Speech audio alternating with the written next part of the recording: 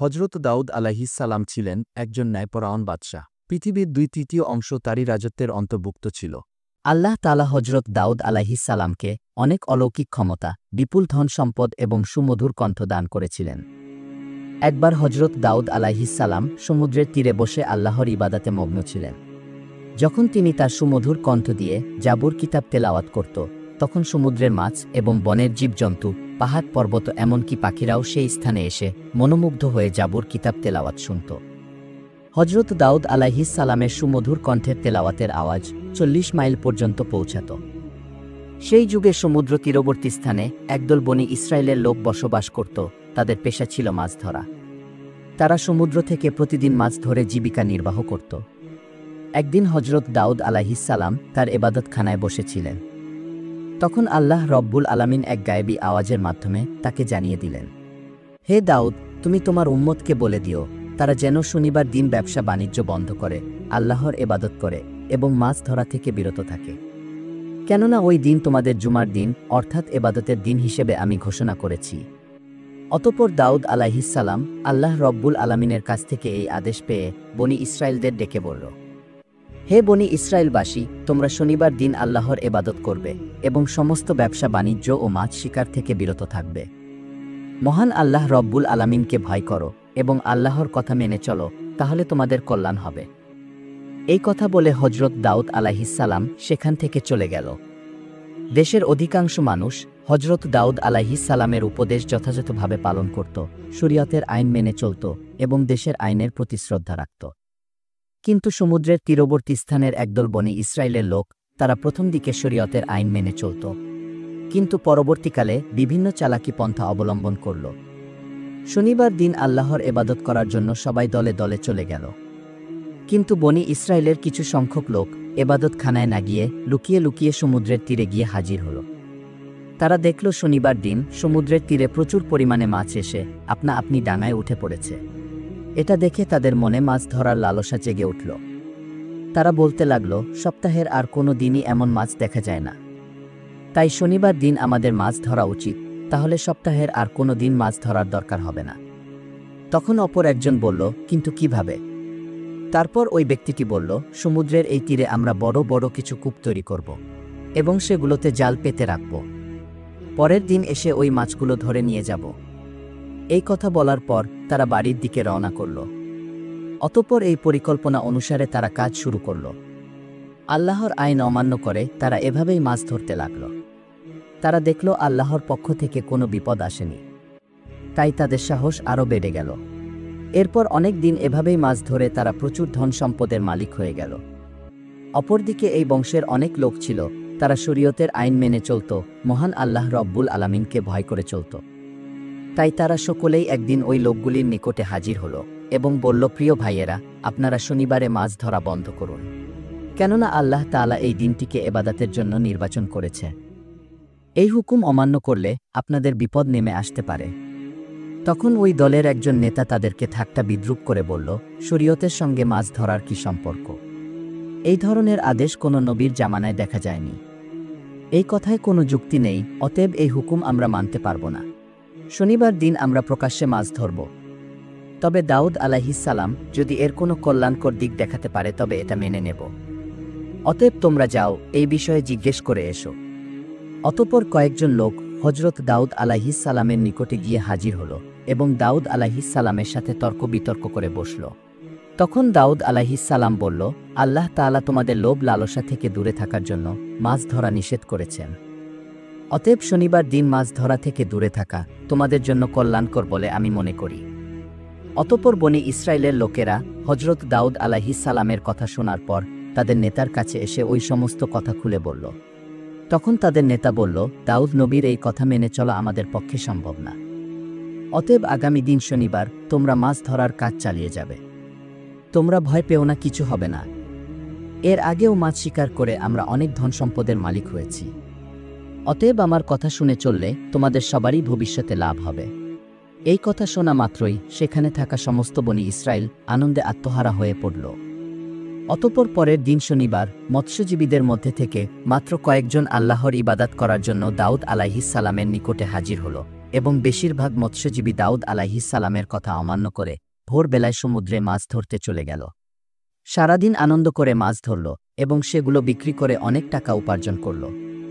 রাতের বেলা তারা সবাই নিজের বাড়ি চলে আসলো। পরের দিন ভোরবেলা যখন কয়েকজন লোক ইবাদত করার জন্য যাচ্ছিল, তখন তারা দেখল সমস্ত এলাকা একেবারে নিশ্চুপ। এটা দেখে একজন অপরজনকে জিজ্ঞাসা করল, আচ্ছা বলুন তো ভাই, আজকে এত নীরব কেন? কি হয়েছে? আজকে কি তারা মাছ ধরতে যাবে না? তখন অপর ব্যক্তিটি বলল, আমিও তো কিছু বুঝতে পারছি না। অন্যান্য দিন সকল জেলেরা হইচই করে মাছ ধরতে যায়, কিন্তু এত নিস্তব্ধতা কখনোই দেখা যায়নি। চলুন আমরা সেখানে গিয়ে দেখি। এই বলে তারা সবাই পাশের বাড়ির ভিতরে চলে গেল। সেখানে গিয়ে তারা যা দেখল তাদের যেন শ্বাস বন্ধ হয়ে গেল। তারা দেখল একদল বড় বড় বাদর মাটিতে পড়ে গড়াচ্ছে। ওই লোকগুলোকে দেখা মাত্র বাদরগুলো তাদের পায়ের কাছে এসে হাউমাউ করে কাঁদতে শুরু করল। সেই মুহূর্তে কয়েকজন মেয়ে লোক এসে বলল, গতকালকে বারণ করা সত্ত্বেও তারা লোভ লালসায় পড়ে মাছ ধরতে গিয়েছিল। আল্লাহ রব্বুল আলামিন শনিবার দিন মাছ ধরা থেকে বিরত থাকতে বলেছিলেন, কিন্তু তারা শোনেননি। আল্লাহ এবং তার নবীর কথা অমান্য করার ফলে তারা সকলেই বানরে রূপান্তরিত হয়েছে। এখন আপনারা যদি দাউদ আলাইহিস সালামের নিকটে এদের হয়ে ক্ষমা প্রার্থনা করেন, তাহলে হয়তো তারা জীবন ফিরে পাবে। তখন ওই লোকগুলি বলল, সময় থাকতে তারা এই বিষয়গুলো খেয়াল করেনি। আমাদের তো কিছুই করার নেই। তবুও আমরা এই কথা হযরত দাউদ আলাইহিস সালামের নিকটে গিয়ে বলবো, এই বলে তারা সেখান থেকে চলে আসলো। অতঃপর একদল লোক তাদের পক্ষ থেকে হযরত দাউদ আলাইহিস সালামের কাছে হাজির হলো এবং ঘটনার বর্ণনা করে বলল, তাদেরকে ক্ষমা করে দিন এবং মানুষের রূপে ফিরিয়ে দিন। তখন দাউদ আলাইহিস সালাম বলল, ক্ষমা করার মালিক আল্লাহ তাআলা, যদি তিনি ক্ষমা করেন তাহলে করতে পারেন। অনেক তাফসীর কারকদের বর্ণনা অনুযায়ী ওই বাদরগুলো মাত্র 3 দিন বেঁচে ছিল। তারপরে ওই জাতি ধ্বংস হয়ে যায়। আর যারা আল্লাহকে ভয় করেছিল এবং হযরত দাউদ আলাইহিস সালামের কথা মেনে চলত, তাদের কিছুই হয়নি। অতঃপর তারা সুখে শান্তিতে বসবাস করতে লাগল। একদিন বনি ইসরায়েলের কয়েকজন লোক হযরত দাউদ আলাইহিস সালামের নিকটে হাজির হয়ে বলল, হে নবী, আমাদেরকে কিয়ামতের কিছু আলামত দেখান, যাতে আমাদের ঈমান আরও মজবুত হয়। তখন হযরত দাউদ আলাইহিস সালাম বলল, 4 দিন পর তোমরা মক্তবের সামনের ময়দানে এসো, তাহলে কিয়ামতের কিছু আলামত দেখতে পাবে। এই কথা বলে তাদেরকে বিদায় দিলেন। সেই যুগে বনি ইসরায়েলদের মধ্যে একজন ধনী ব্যক্তি ছিল। তার সম্পদের অভাব ছিল না। তার একটি শখের গরু ছিল। গরুটির চেহারা খুব সুন্দর ছিল। সব সময় গরুটিকে সোনা রূপা দিয়ে সাজিয়ে রাখত। যে কেউ দেখলে গরুটির থেকে চোখ ফেরাতে পারত না এবং গরুটিকে মাঠে মুক্তভাবে ছেড়ে দিত। সারাদিন মাঠে চড়ত এবং রাতের বেলা গরুটি এসে ওই ধনী ব্যক্তির বাড়িতে শুয়ে পড়ত। হঠাৎ একদিন ওই গরুটি নিখোঁজ হল। ওই ধনী ব্যক্তিটি তার গরুটিকে খোঁজার জন্য বিভিন্ন জায়গায় তার লোকদের পাঠিয়ে দিল। বিভিন্ন জায়গায় অনেক খোঁজাখুঁজি করেও গরুটিকে যখন খুঁজে পেল না, তখন লোকগুলি ফিরে এলো। তখন ধনী ব্যক্তিটি বলল, যে ব্যক্তি আমার এই গরুটিকে খুঁজে আনতে পারবে, তাকে 100 স্বর্ণমুদ্রা পুরস্কার দেওয়া হবে। এই ঘোষণা করার পর দেশের বিভিন্ন জায়গায় অনেক লোক গরুটিকে খোঁজার জন্য ব্যস্ত হয়ে পড়ল। সেই যুগে বনি ইসরায়েলদের মধ্যে অনেক নেককার এবং আল্লাহওয়ালা অনেক বুজুর্গ ছিল। তাদের মধ্যে একজন নেককার বুজুর্গ মহিলা ছিল। তিনি ছিলেন অত্যন্ত ধর্মপ্রাণ। দিনরাত আল্লাহর ইবাদতে মগ্ন থাকত। ওই বুজুর্গ মহিলা এবং তার একমাত্র ছেলে জঙ্গলের মাঝে একটি ছোট্ট ঘর বানিয়ে বসবাস করত। তাদের ঘরের পাশ দিয়ে একটি পানির নহর প্রবাহিত হতো। যখন তাদের ক্ষুধা পেত, ওই নহরের কাছে গিয়ে পেট ভরে পানি পান করত, আর তাতেই তাদের ক্ষুধা নিবারণ হতো। কিছুদিন পর ওই বুজুর্গ মহিলার ছেলে পানির নহরের পাশে গিয়ে দেখল সেখানে কয়েকটি আনার গাছ জন্মেছে। এটা দেখে খুব খুশি হয়ে বাড়িতে ফিরে আসলো। কয়েকদিন পর আবারও ওই স্থানে গিয়ে দেখল আনার গাছে ফল ধরেছে। তখন ছেলেটি ফলগুলো নিয়ে বাড়িতে চলে আসলো এবং মা ও ছেলে দুজনেই পেট ভরে ফলগুলো ভক্ষণ করল। এভাবেই তারা নহরের পানি আর গাছের ফল খেয়ে তাদের দিন চলে যেত। বুজুর্গ মহিলা ও তার ছেলে অনেক বছর ওই গাছের ফল আর নহরের পানি পান করে এবং আল্লাহর ইবাদত করে অতিবাহিত করল। একদিন এই মহিলার ছেলে তার মাকে বলল, মা, আমরা এত বছর একই খাবার খাচ্ছি। এখন আমার ইচ্ছা হয় আমরা বাজার থেকে অন্য খাবার কিনে খাই। তখন তার মা বলল, তুমি টাকা কোথায় পাবে? ছেলেটি বলল, আনার গাছ থেকে কিছু আনার নিয়ে বাজারে যাব এবং সেগুলো বিক্রি করে যে টাকা পাবো তা দিয়েই খাবার কিনে নিয়ে আসব। তখন তার মা বলল, শোনো বাবা, মহান আল্লাহ তাআলা সন্তুষ্ট হয়ে যে খাবার আমাদের দিচ্ছে তার উপর আমাদের খুশি থাকা উচিত। অতিরিক্ত কিছু চিন্তা করা আমাদের জন্য উচিত হবে না। আমাদের নতুন কোনো খাদ্যের দরকার নেই। মায়ের এমন কথা শুনে ছেলেটি সন্তুষ্ট হল না, বারে বারে একই কথা বলতেছে। তখন তার মা বিরক্ত হয়ে বলল, তোমার যা ইচ্ছা তাই করো। অতঃপর পরের দিন ওই মহিলার ছেলে আনার গাছ থেকে কিছু ফল নিয়ে বাজারে গেল। ফলগুলো বিক্রি করে যে টাকা পেল সেটা দিয়েই অনেক খাবার কিনে বাড়িতে ফিরে আসলো। তার মা খাবারগুলো দেখে কোনো খাবারই ভক্ষণ করল না। ছেলেটি বলল, শোনো মা, তুমি যদি কোনো কিছু না খাও তাহলে আমিও খাবো না। তখন বাধ্য হয়ে তার মা কিছু খাবার ভক্ষণ করল। অতঃপর এভাবেই সেদিন অতিবাহিত হল। পরের দিন সকালবেলা ওই বুজুর্গ মহিলার ছেলে আনার গাছের সামনে গিয়ে দেখল আনার গাছে কোনো ফল ধরেনি। এটা দেখে ছেলেটি হতাশ হয়ে বাড়িতে ফিরে আসলো এবং তার মাকে বলল, মা, হঠাৎ করে আজকে থেকে দেখছি আনার গাছে কোনো ফল ধরেনি। ছেলের এমন কথা শুনে তার মা আর কিছুই বলল না। অতঃপর এভাবেই 3 দিন অতিবাহিত হয়ে গেল, কিন্তু গাছে কোনো ফল এলো না। অবশেষে তারা খুবই ক্ষুধার্ত হয়ে পড়ল। অতঃপর মা ও ছেলে দুশ্চিন্তায় এদিক ওদিক ঘোরাঘুরি করতে লাগল। এমন একটি সময় তারা দেখল একটি সুন্দর স্বাস্থ্যবান গরু তাদের বাড়ির সামনে দাঁড়িয়ে আছে। এটা দেখে মা ও ছেলে তাড়াতাড়ি তাদের বাড়ির সামনে আসলো। আল্লাহর হুকুমে তখন গরুটি কথা বলতে শুরু করল। গরুটি বলতে লাগল, আপনারা আমাকে জবাই করে আমার গোশত ভক্ষণ করুন। আল্লাহ তাআলা আমার গোশত আপনাদের জন্য হালাল করেছেন। অতএব হালাল গোশত খেতে আপনাদের আপত্তি থাকা উচিত নয়। গরুর মুখে এমন কথা শুনে মা ও ছেলেটি খুবই দুশ্চিন্তায় পড়ে গেল। তখন ওই বুজুর্গ মহিলা বলল, জানি না এই গরুটি কার, কোথা থেকে আসলো, আর এই গরুর গোশত খেয়ে আমরা কোন বিপদে না পড়ি। তখন ছেলেটি বলল, গরু নিজেই বলছে সে আমাদের জন্য হালাল। অতএব কোনো অপরাধ হলে তা হবে গরুর, আমাদের হবে না। মা, এই গরুটি জবাই করে আমরা গোশত খেয়ে ক্ষুধা নিবারণ করি, এসবই আল্লাহর ইচ্ছা। আল্লাহ তাআলা এই ফল বন্ধ করে হয়তো আমাদের জন্য এই গরুটি পাঠিয়ে দিয়েছে। বুজুর্গ মহিলাটি ছেলের কথায় শেষ পর্যন্ত রাজি হয়ে গেল। অতঃপর গরুটি জবাই করার জন্য যখন গরুটির কাছে এলো, গরুটি তার ঘাড় মাটির সাথে মিশিয়ে দিল। তখন ছেলেটি একাই গরুটিকে জবাই করল। অতঃপর সমস্ত কাজ সম্পন্ন করল। অবশেষে গরুর গোশতগুলো কাবাব করে তারা ভক্ষণ করল এবং কিছুটা পরের দিনের জন্য রেখে দিল। এদিকে বনি ইসরায়েলের সেই ধনী ব্যক্তিটি একজন মহিলাকে তার গরু খোঁজার জন্য বাড়ি বাড়ি গিয়ে তল্লাশি করার জন্য নির্দেশ দিল। অতঃপর সেই মহিলাটি গরু খুঁজতে খুঁজতে জঙ্গলের মাঝে নির্জন এলাকায় ওই বুজুর্গ মহিলার বাড়ির সামনে এসে দেখল একটি গরুর চামড়া এবং জরাজীর্ণ হাড্ডি সেখানে পড়ে রয়েছে। এটা দেখে সে অনেকটাই আশাবাদী হল। অতঃপর মহিলাটি দেরি না করে তাদের বাড়ির ভিতরে গিয়ে দেখল বুজুর্গ মহিলা এবং তার ছেলে গরুর মাংসের কাবাব খাচ্ছে। এটা দেখে ওই মহিলাটি বলল, আমি খুবই ক্ষুধার্ত, আপনারা আমাকে কিছু কাবাব খেতে দিন। এটা শুনে বুজুর্গ মহিলা ওই মহিলাকে কিছু খাবার খেতে দিল। তখন ওই মহিলাটি বলল, বাহ, খুবই সুস্বাদু এই কাবাব খেতে, আমি কিছু বাড়ি নিয়ে যাব, বাড়ি গিয়ে মজা করে খাবো। এই বলে তিনি সেখান থেকে চলে আসলো। অতঃপর ওই মহিলাটি বাড়ি না গিয়ে সোজা ওই ধনী ব্যক্তির নিকটে উপস্থিত হল এবং বলল, হুজুর, আপনি যে গরুটি খুঁজছেন আমি তার সন্ধান নিয়ে এসেছি। এখন আপনি আমার প্রাপ্য টাকা দিয়ে দিন।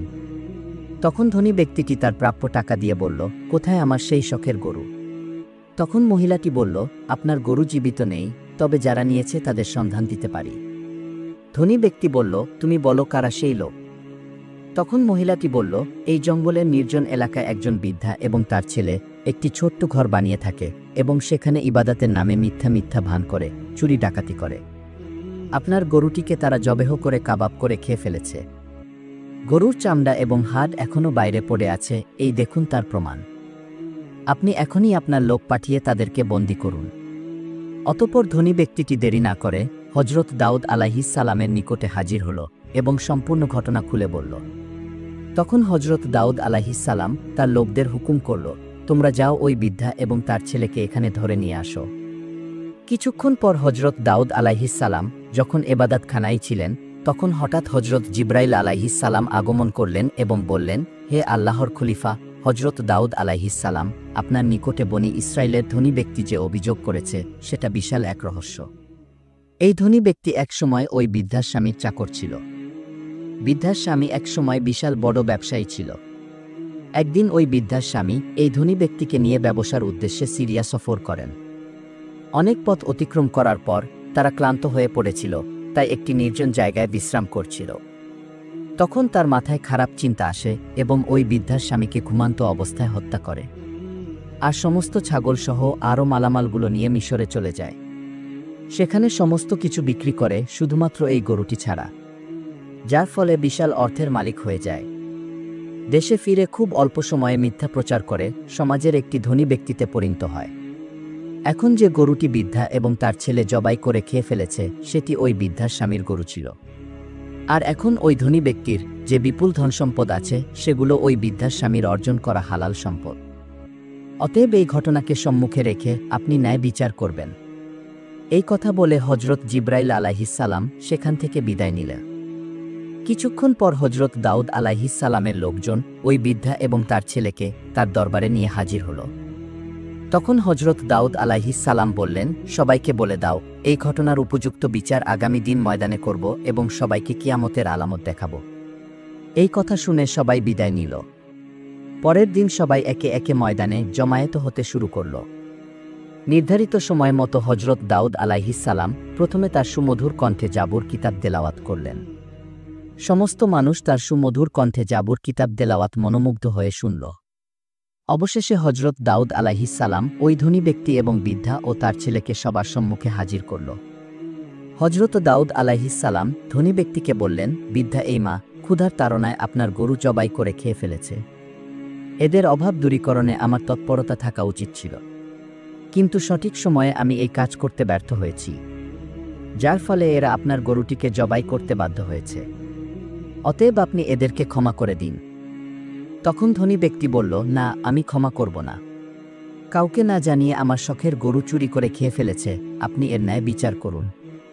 তখন দাউদ আলাইহিসসালাম বললেন, আচ্ছা ঠিক আছে, তাহলে গরুর ক্ষতিপূরণ সহ প্রাপ্য দাম আমি আপনাকে দিয়ে দিচ্ছি। এখন আপনি তাদেরকে ক্ষমা করে দিন। ধনী ব্যক্তিটি বলল, আমি ক্ষমা করতে আসিনি, সঠিক বিচারের জন্য আপনার কাছে এসেছি। ঠিক এমন সময় হজরত জিব্রাইল আলাইহিসসালাম এক গায়েবী আওয়াজ দিয়ে বললেন, হে দাউদ আলাইহিসসালাম, ওই ধনী ব্যক্তি বহুবার ন্যায় বিচারের কথা বলেছে, অতএব আপনি ন্যায় বিচার করে দিন। অতঃপর হজরত দাউদ আলাইহিসসালাম ওই বৃদ্ধাকে জিজ্ঞাসা করলেন, আপনাদের এই বিষয়ে কিছু বলার আছে? তখন বৃদ্ধা বলল, হুজুর, আমার স্বামী একজন নেককার ব্যবসায়ী ছিলেন। তিনি চিরদিন ব্যবসার অর্ধেক লাভের টাকা গরিব দুঃখীদের দান করতেন। কিন্তু একদিন ব্যবসার উদ্দেশ্যে সিরিয়া যাত্রা করেন, তারপর থেকে আর কখনোই ফিরে আসেনি। আমি তখন আমার একমাত্র ছোট্ট ছেলেকে নিয়ে খুবই চিন্তিত হয়ে পড়ি। আমার সমস্ত ধন সম্পদ দুষ্টু লোকেরা নিয়ে নিয়েছে, ফলে আমাকে অনেক দিন ক্ষুধায় দিন কাটাতে হয়েছে। আমি এই কষ্ট সহ্য করতে না পেরে এক জঙ্গলের মাঝে নির্জন জায়গায় গিয়ে আল্লাহর ইবাদতে মগ্ন হয়ে পড়ি। সেখানে নহরের পানি এবং গাছের ফল খেয়ে অনেক বছর কাটিয়ে দিয়েছি। এভাবে মহান আল্লাহ আমাদের রিজিকের ব্যবস্থা করে দিয়েছিলেন। একদিন আমার ছেলে ওই গাছের ফল খেতে রাজি হলো না। বাজারে গিয়ে কিছু নতুন খাবার কিনে আনল। তার পরদিন থেকে ওই গাছে আর ফল ধরছে না। অবশেষে আমি এবং আমার ছেলে ক্ষুধায় কাতর হয়ে পড়েছিলাম। ঠিক তখনই কোথা থেকে যেন একটি গরু আমাদের বাড়ির সামনে এসে আল্লাহর হুকুমে মানুষের মতো কথা বলতে লাগল। সে বলল, আমি তোমাদের জন্য হালাল, অতএব তোমরা ক্ষুধায় কষ্ট পাচ্ছ কেন?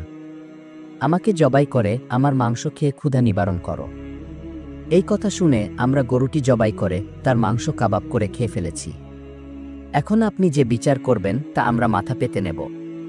তখন হজরত দাউদ আলাইহিসসালাম তাদের কথা শুনে সবার মাঝে তাদের বিচার শুরু করল। তিনি ওই ধনী ব্যক্তিকে বলল, হে গরুর দাবিদার, আপনি একজন ধনী ব্যক্তি, কিন্তু এই সম্পদের মালিক আপনি না। আপনি এই ধন সম্পদ লুট করেছেন। আপনি এই বৃদ্ধার স্বামীকে হত্যা করে তার ধন সম্পত্তির মালিক হয়েছেন। অতএব এই গরুর প্রকৃত মালিক আপনি নয়, বরং এই বৃদ্ধা এবং তার ছেলে। এমন কথা শুনে ধনী ব্যক্তিটি বলল, হে আল্লাহর নবী হজরত দাউদ আলাইহিসসালাম, আমি এখানে ন্যায় বিচার পেতে এসেছি, কোনো মিথ্যা গল্প কাহিনী শুনতে আসেনি। সুতরাং এই বৃদ্ধা যা বলছে তা সম্পূর্ণ মিথ্যা। তখন দাউদ আলাইহিসসালাম বললেন, আপনি আসলেই মিথ্যুক, আপনার এই ঘটনা আমি জানতাম না, আমাকে হজরত জিব্রাইল আলাইহিসসালাম জানিয়েছেন। অতঃপর দাউদ আলাইহিসসালাম বললেন, এখানে যে অপরাধী তার হাত পা এবং সমস্ত অঙ্গ প্রত্যঙ্গ সঠিক সাক্ষী দাও। এই কথা বলার সাথে সাথে ওই ধনী ব্যক্তির জবান বন্ধ হয়ে গেল। সঙ্গে সঙ্গে ধনী ব্যক্তির হাত সাক্ষ্য দিতে লাগল, হুজুর, আপনার কথাই সত্যি, আমি ছুরি দিয়ে আমার মালিকের গলা কেটে হত্যা করেছি। অতঃপর সমস্ত ধন সম্পদ বিক্রি করে তা থেকে প্রচুর টাকার মালিক হয়েছি। এভাবেই সমস্ত অঙ্গ প্রত্যঙ্গ একে একে সাক্ষী দিতে লাগল।